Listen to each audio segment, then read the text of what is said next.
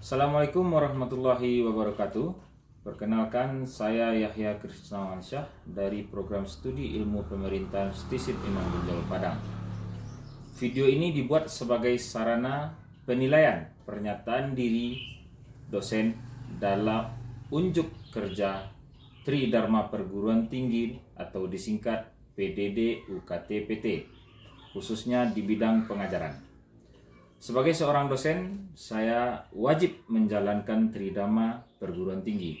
Salah satu unsurnya adalah bidang pengajaran.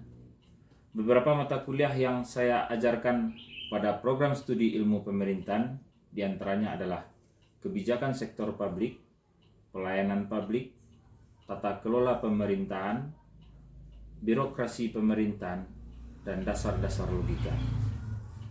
Pada video kali ini, saya akan menjabarkan deskripsi salah satu mata kuliah yang saya ajarkan, yakninya mata kuliah kebijakan publik. Mata kuliah ini bertujuan untuk memberikan pemahaman yang komprehensif tentang kebijakan sektor publik dan perannya dalam pembangunan nasional. Mata kuliah ini akan membahas konsep, teori, dan praktik terkait dengan proses pembuatan kebijakan publik. Mahasiswa akan mempelajari tentang lingkungan politik, sosial, dan ekonomi yang mempengaruhi pembuatan kebijakan dan cara menganalisis isu-isu kebijakan secara kompleks. Tujuan dari pembelajaran ini, yang pertama adalah kebijakan publik dipelajari dalam rangka pertimbangan ilmiah, yaitu untuk membantu pengetahuan yang lebih mendalam. Kemudian yang kedua, pertimbangan profesional atau professional reasons. Dalam pertimbangan ini membahas tentang bagaimana mahasiswa dapat bertindak untuk menyelesaikan persoalan yang sedang dihadapi oleh masyarakat. Kemudian yang ketiga, pertimbangan politis atau political reasons. Pertimbangan ini membawa kita pada upaya untuk memastikan bahwa pemerintahan menggunakan kebijakan yang cocok untuk mencapai tujuan. Capaian pembelajaran yang ingin dicapai adalah diantaranya capaian sikap, yaitu kontribusi dalam meningkatkan mutu kehidupan masyarakat, berbangsa, bernegara, dan kemajuan peradaban berdasarkan Pancasila. Kemudian ada capaian pengetahuan, yaitu menguasai teori kebijakan publik, menguasai konsep teoritis proses-proses kebijakan publik, menguasai konsep teoritis tahapan dan siklus kebijakan publik, mulai dari perumusan kebijakan, implementasi kebijakan, dan juga evaluasi kebijakan. Capaian keterampilan umum yaitu mampu menerapkan pemikiran logis, kritis, sistematis, dan inovatif dalam konteks pengembangan atau implementasi ilmu pengetahuan dan teknologi yang memperhatikan dan menerapkan nilai humaniora yang sesuai dengan bidang ilmu pemerintahan.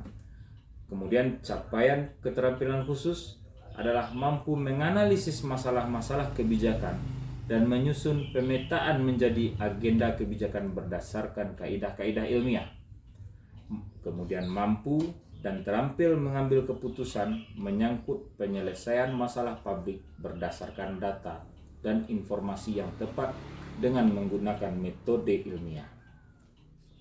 Metode dalam pembelajaran ini dilaksanakan melalui berbagai macam metode seperti Student Center Learning atau lazim disebut SCL.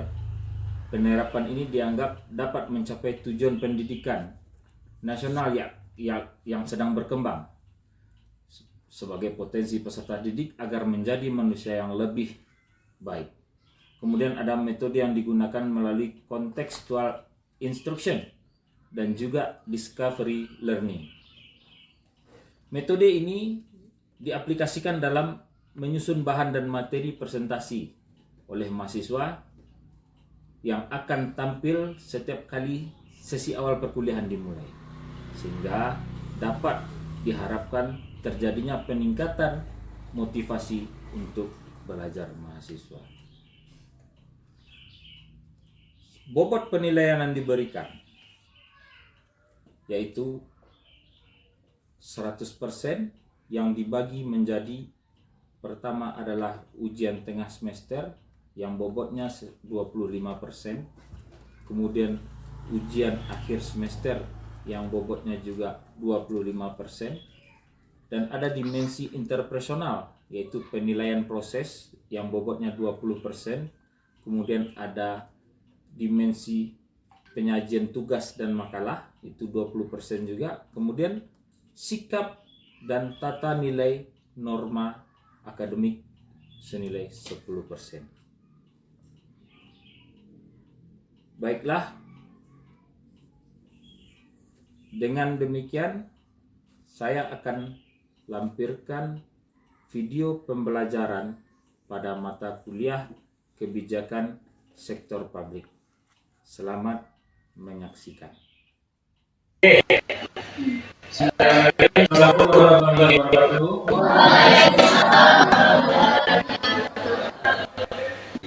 Beberapa definisi dan makna kebijakan publik. Definisi kebijakan publik menurut Dan, kebijakan publik adalah sebuah pilihan suatu tindakan yang saling terhubung yang disusun oleh sebuah instansi atau pejabat pemerintah, antara lain dalam sebuah bidang pertahanan, kesehatan, pendidikan, kesejahteraan, pengadilan kriminalitas, dan sebuah pembangunan perkotaan. Menurut Corporate Rights mengungkapkan bahwa kebijakan publik adalah sebuah upacara tindakan pada sebuah kebijakan yang dilakukan oleh seseorang atau kelompok atau sebuah pemerintah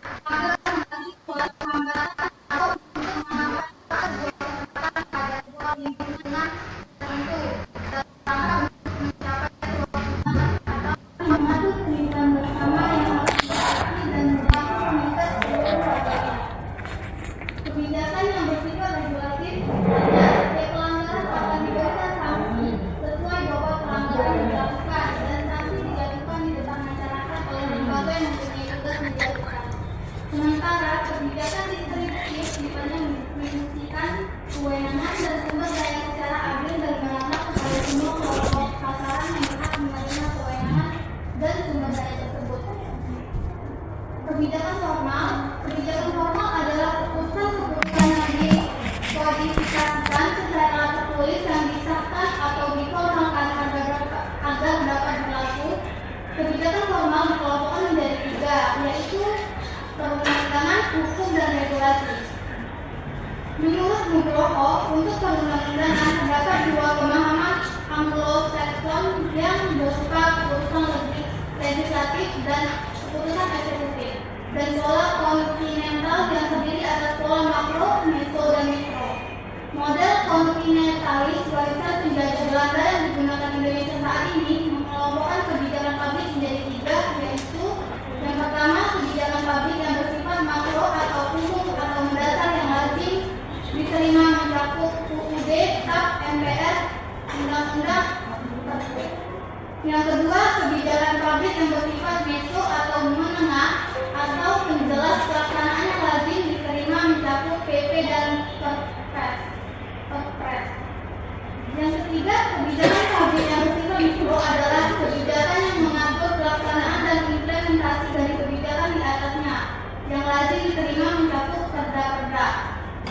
Peraturan di tingkat kementerian atau sektoral yang hanya bersifat yang pertama mengatur internal organisasi dalam bentuk keputusan menteri, yang kedua memberi atau mencabut izin atau lisensi dalam bentuk keputusan menteri, dan yang terakhir mengatur panduan pelaksanaan atau teknis dalam bentuk peraturan menteri. Oke, sebelum yang kedua bersiap,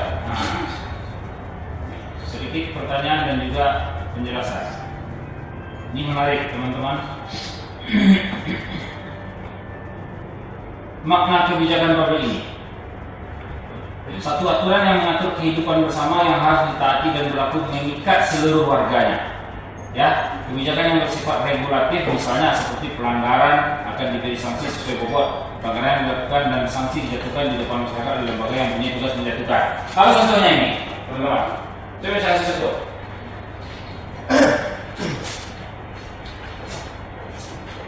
Sudirman Said Apa contohnya? Kamu senyum-senyum aja nggak bawa nilai kamu sebenarnya. Harus jawab.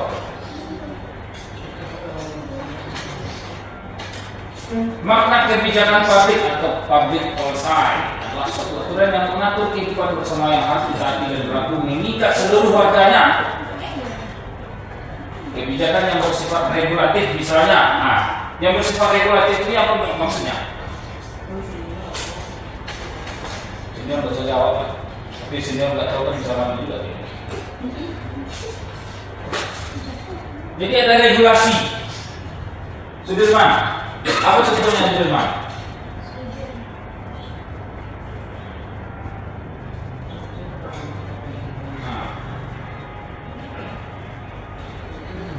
Chelsea juga cari contoh, kamu yang bikin itu. Apa maksudnya? Contohnya kan? Ini contoh kebijakan baru dari kebijakan baru ini kayak melanggar. Ya, apa contohnya? Kan setiap pelanggaran akan diberi sanksi sesuai bobot pelanggaran. Apa contoh kebijakan yang seperti ini? Oh, jadi Yang berjualan di trotoar. yang kemarin viral COVID, kebijakan publik nggak tuh? Nah, kalau orang yang nggak vaksin, apa sanksinya?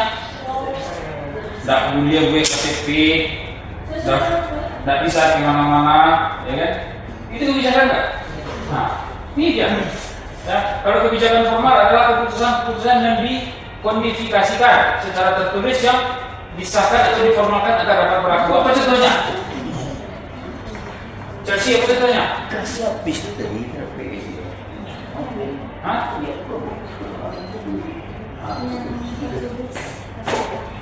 Apa? Ini dia nggak? Ini dia nggak? Atau ini dia juga nggak? Gimana? Chelsea? Pernah lihat draft perda? Pernah lihat draft perpu atau perbuk atau perbuk? Pernah lihat draftnya? Nah, peraturan gubernur. Terakhir peraturan gubernur yang viral apa? Itu perda ya, perda tentang ada pesan di salah-salah pesan kita boleh perda ya, perda provinsi ya. Pernah lihat draftnya? Jadi, nah besok teman-teman harus lihat contoh draft ini dan lihat berikan saya satu contoh draft terbaru tentang perda. Jangan perda lama kasih saya perda baru 2024 belum bisa. Nah, biar kamu lihat tuh draftnya seperti apa perda itu.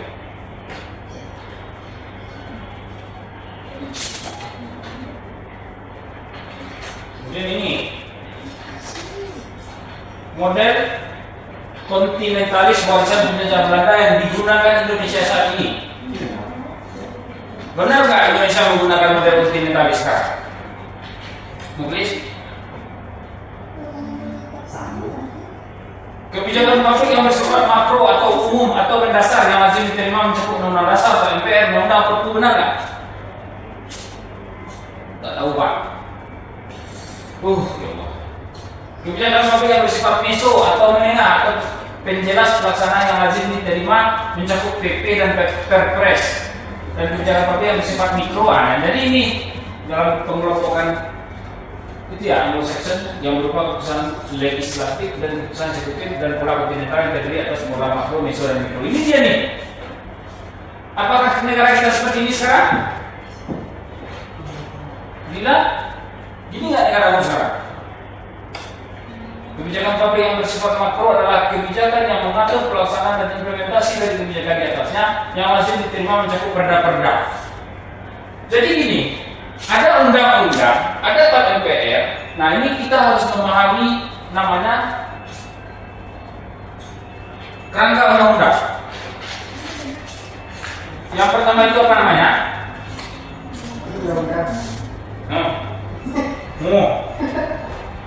Ini sama-sama ini enggak? Sama enggak?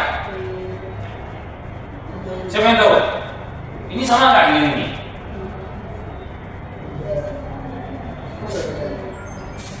Hah? Ayo dah, sama enggak? Nggak bisa searching nih Pak, cepat. Sepertinya sama nggak?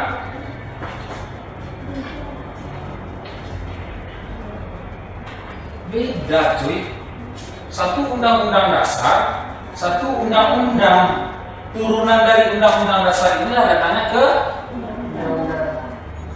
setelah undang apa lagi? Hah?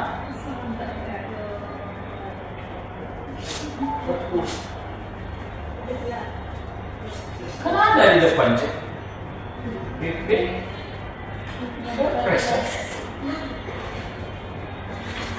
Ada namanya di sini kan? Itu yang disebut dengan Sino Bromo dari kontinental yang tadi atas pola makro, meso dan mikro. Ini yang dipakai sekarang. Nah, contohnya gini, kayak undang-undang nomor berapa ya? Undang-undang pemerintahan negara nomor berapa? Undang-undang nomor 6 tahun 2014 ya? Undang-undang pemerintahan negara. Nah, turunan dari undang-undang itu muncullah perda atau perpres yang ada di masing-masing wilayah. Maka ada perda-perda yang keluar di wilayah-wilayahnya. Kayak perda di Sumatera Barat tentang pemerintahan nagari. Itu kan dari undang-undang nomor 6 tahun 2014 turunannya. Nah, itu disebut dengan kebijakan yang model kontinen. Nah, ini keluar ujian nanti ini. Oh ya ini. Ya.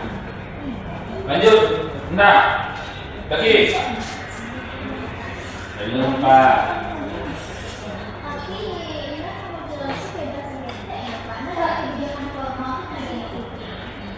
Kita skip dari kebijakan Polri sebagiannya kan dari halaman 1 sampai halaman 8, terus bila halaman 6 sampai halaman dari sehingga halaman 6 sampai sebaliknya, bila halaman 9 sampai sebaliknya Pak. Iya.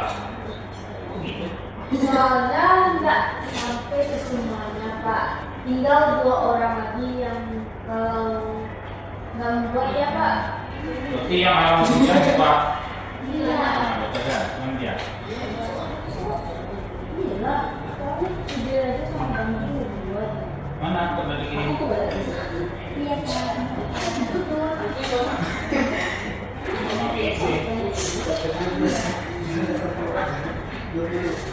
Wah, pada baca ini asal ya orang.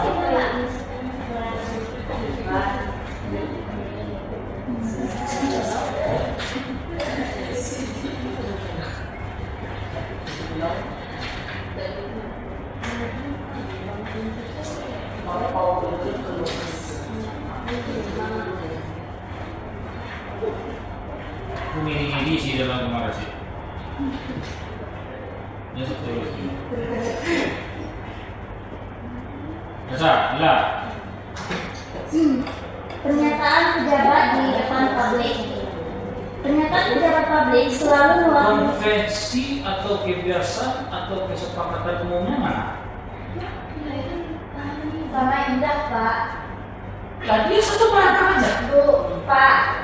Kan Pak. jadi kan halaman 1 sampai 5 dicat ya. Si Indah dari halaman 6 sampai 9 yang sampai konferensi Nah, dan sebenarnya soal kesepakatan umum. Yang 6 sampai 9 itu ada nggak? Yang 9 Nah, ini Pak si Indah. Indah.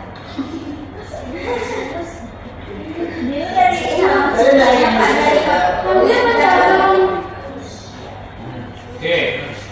Yang ini siapa yang bikin? Bentuk kebijakan publik siapa yang bikin? Bentuk kebijakan publik siapa yang bikin? Please. Kok muklis? Halaman 6 itu? Enggak, Pak. Indah.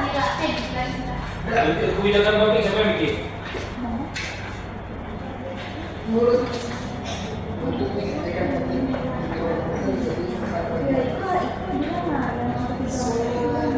Aku Pak, dari konferensi pernyataan pejabat sama perilaku pejabat. Nah, ya mahasiswa lain nggak punya Pak. Ini lah pembicara di sekolah Indah punya LSD dari halaman 6 sampai sebalik. Aku tuh cek halaman 6 sampai 9 itu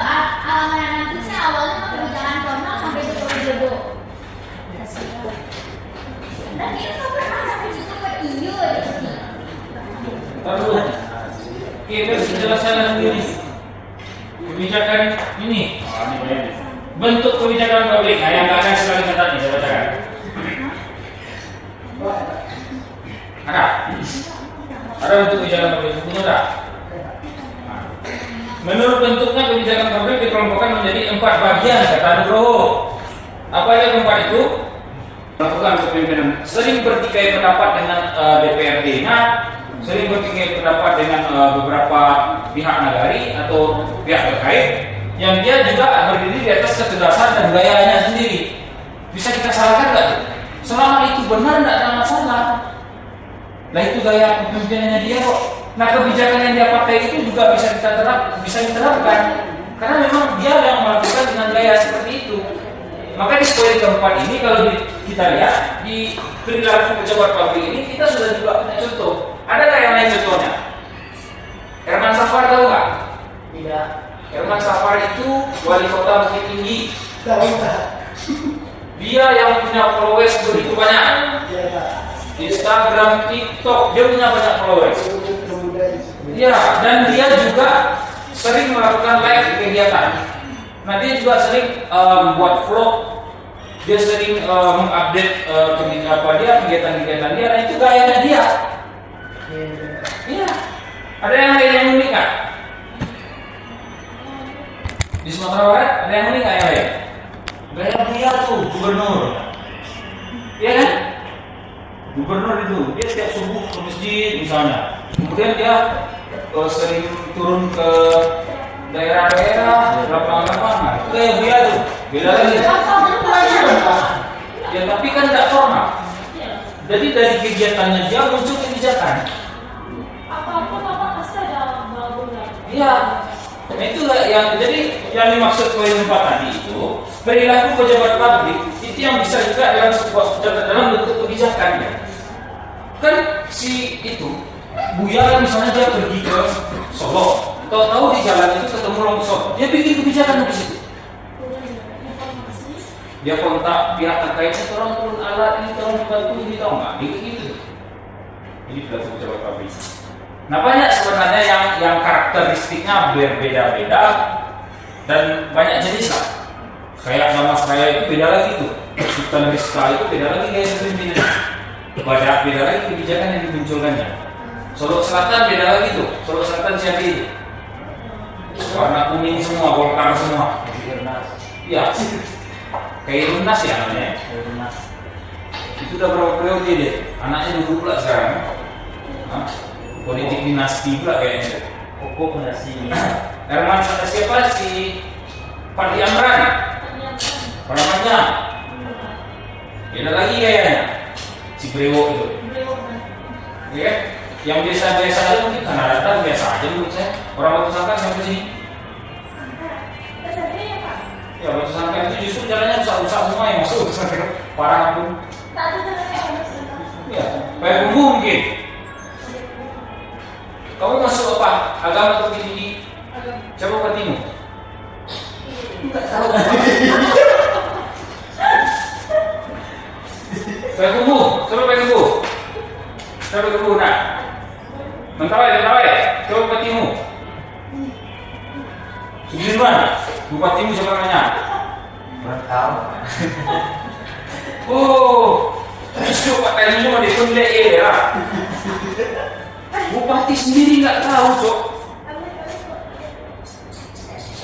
Padang, dari kota no. Nah.